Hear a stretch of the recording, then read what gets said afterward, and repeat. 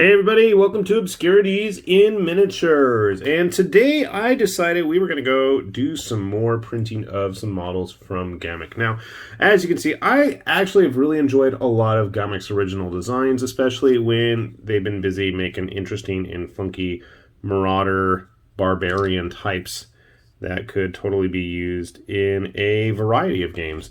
And they've had some interesting looking big, bad, monstrous demons lately. And with the new Rain and Hell rules from Snarling Badger Games, I thought, you know what? I need even more excuses to go print big, monstrous demon type things that live in hell. So I absolutely did that. Today we're going to take a look at a model from Ghamak that is called the Summoned, because obviously they are going to summon him from some unknown place. And you will have to forgive the cleaning quality of this. I did this guy a while ago. Just haven't had a chance to show him off yet.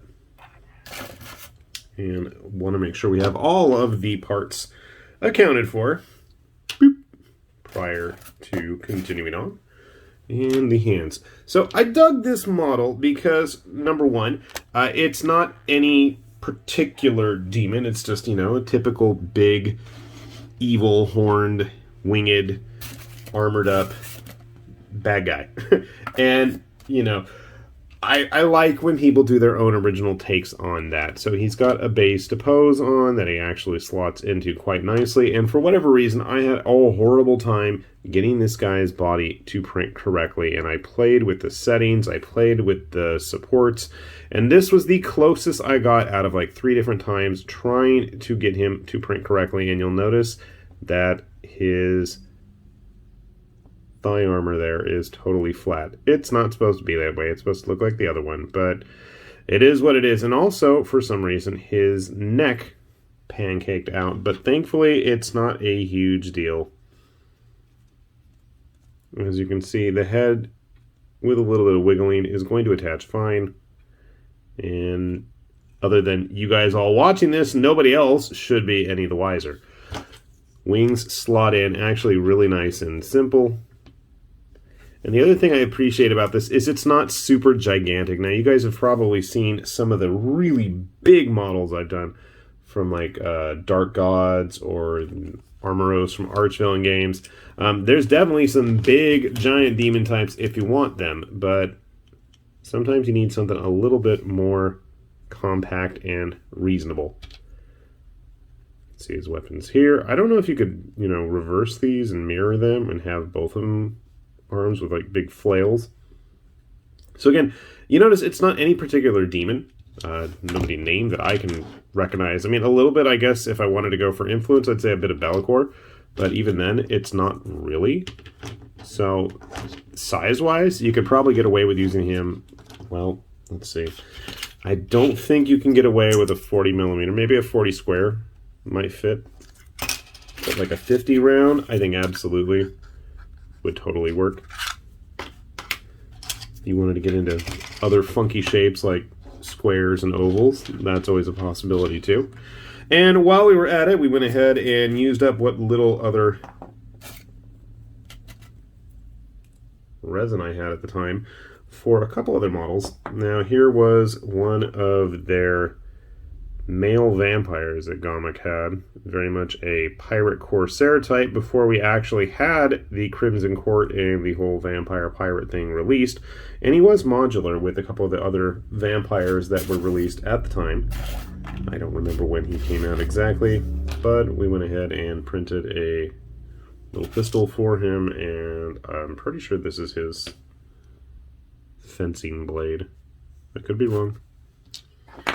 And then we went ahead and printed up some, well, at least one generic armored heavy warrior body. These were modular as well. A little simple helmet. Somewhat simple shield. And then we've got 2 different swords here. I don't know which is his. A little bit of a fail right there on the guard, and I need to clean that off better, but that's okay. One of those swords is probably supposed to belong to this guy. This is the Chaos Leader, or a rather generic description. And that is the head that's supposed to go with him. Bit of an Archaon vibe. Not exactly. Actually, a bit of an Abaddon vibe, too, now that I think about it. But we'll give him one of those swords. He only needs one, since he's got a gauntlet hand on there. And when I get a chance, I will show you guys. I'll get this all glued together. We'll prime it up, and we'll see how everything turns out. So sit tight. Okay, we went ahead and put our guys together here. Start off with our Warrior of Chaos type. Again, I really like the fact that along with just about all of the other models that Ghamak has put out, everything's totally modular. If you've got access to any of his other files, there is lots of opportunities to swap and share, so I do dig that.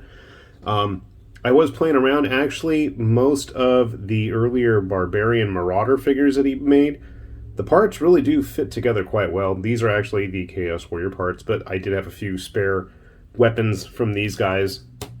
Just out of curiosity, they did seem to work out quite well with them.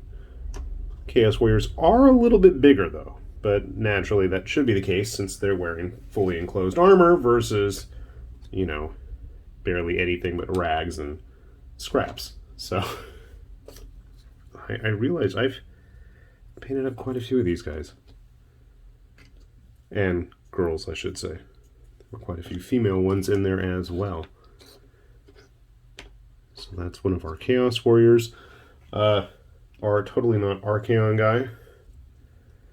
Now, looking at him, I'm thinking that there were some failures there on the chest area. I can see, obviously, on the sword. But otherwise, I mean, to me, if you've heard me rattle on before about a lot of these print jobs that, you know, I think they're good enough, then I'm just going to go ahead and roll with it. Despite his size, you can squeeze him on a 25mm square if that's your intent. If you want him filling a 40mm base, I mean, he does seem to have quite a bit of presence with that as well. Grabbing our Vampire Hunter friend here. I don't know why, it gives me a bit of a Relic Hunter vibe. Not Relic Hunter, Relic Knights. The pirate faction, whose name I can't remember at the moment because I was only really interested in the know. The big Oni dudes.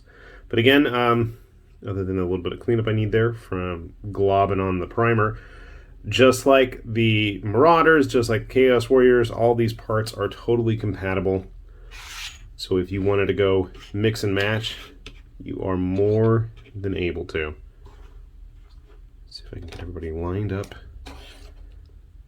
and get a good sense of the scale here. And again, as I've said many times before, I haven't done any alterations in terms of size,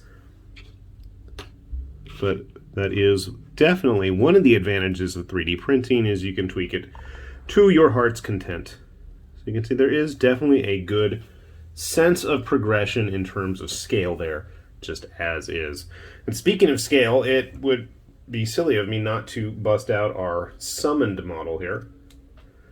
So yeah, again, much like with the failed prince, yeah, that's a bit obvious, but I think once some paint's on it, it's not going to make a huge difference.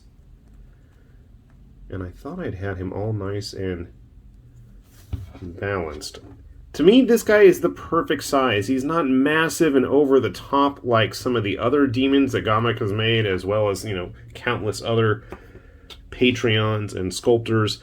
I mean, if you want big demons, there's certainly a ton out there, but to me, this is like just the right size for like either a prince, exalted champion, some kind of obviously summoned demon, and it doesn't really fit in to any specific pantheon, which is another thing I really like. Obviously, I think if you wanted to go the corn route, that'd probably be the easiest and most obvious. But you don't necessarily have to. And yeah, other than my little failures there, and considering I printed him some time ago, it's hard to say what the issue was. I have since tweaked the settings that I printed him at. So hopefully if I was to do it again. It would not come out so bad. Giving you guys a good eye here. I think you could probably get away with something as small as a 40mm base for him. Not that you can see the base there. Probably help if I have that on camera. Voila. That's not really on the base. There we go. So he does fit on a 40mm square, which means he's going to fit on a 40mm circle as well, obviously. Boop. Especially if you have one that doesn't have a lip on it. So I think if you were going to use it for either, you know, mass combat and rank and file games, typical skirmish stuff, tabletop RPGs, those would all work out as well. Just out of curiosity's sake. Just curious how big he is in comparison to an actual Chaos Warrior model. A little bit larger. About the same. That's good to know. And the most non-Chaos Warrior model, or not Archaon model that Reaper's made. Good size match. So something to keep in mind. If you're in the market for evil warrior types, I think Ghamak's got some nice ones that don't get, you know, neatly pigeonholed into Warhammer approximations. Now, I mean, obviously there are some models that they make that are really quite obviously meant to be used as certain other units and figures, but I wanted to focus on the more original and unique stuff today. So hopefully, if you haven't had a chance to check out his stuff, by all means, we'll put a link down below. Take a look, because there's always something new and interesting getting developed there. With that said, this has been High Lord Tamerlane with Obscurities and Miniatures, saying thanks for watching, and we will see you back here soon. Bye-bye.